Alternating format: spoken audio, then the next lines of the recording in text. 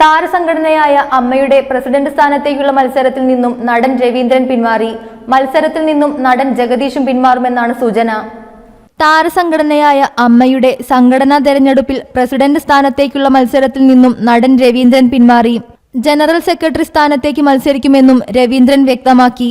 President സ്ഥാനത്തേക്കുള്ള മത്സരത്തിൽ നിന്നും നടൻ ജഗദീഷും പിൻവാങ്ങിയേക്കും. ഈ മാസം 31-നാണ് നാമനിർദ്ദേശ പത്രിക പിൻവലിക്കാനുള്ള അവസാന തീയതി. പിന്മാറുന്നത് സംബന്ധിച്ച് മുതിർന്ന നടന്മാരായ മമ്മൂട്ടിയും മോഹൻലാലുമായി ചർച്ച നടത്തിയെന്നും അവരുടെ അനുമതി ലഭിച്ചാൽ നാമനിർദ്ദേശ പത്രിക പിൻവലിക്കുമെന്നും ജഗദീഷ് സൂചിപ്പിച്ചതായാണ് റിപ്പോർട്ടുകൾ. അമ്മയുടെ അധ്യക്ഷ സ്ഥാനത്തേക്ക് ഒരു വനിത വരട്ടെയെന്നും ജഗദീഷ് സൂചിപ്പിച്ചതായാണ് വിവരം. ഇതോടെ പ്രസിഡന്റ് സ്ഥാനത്തേക്ക് മത്സരരംഗത്തുള്ള ശ്വേതാ മേനോന് സാധ്യതയേറുന്നതായാണ് സൂചന. ജഗദീഷ് ഉൾപ്പെടെ 6 പേരാണ് അമ്മയുടെ അധ്യക്ഷ സ്ഥാനത്തേക്ക് മത്സരിക്കാൻ നാമനിർദ്ദേശ പത്രിക സമർപ്പിച്ചിരിക്കുന്നത്. ശ്വേതാ മേനോൻ, രവീന്ദ്രൻ, ജയൻ ചേർത്തല, അനൂപ് ചന്ദ്രൻ, ദേവൻ എന്നിവരാണ് മത്സരരംഗത്തുള്ള മറ്റുള്ളവർ.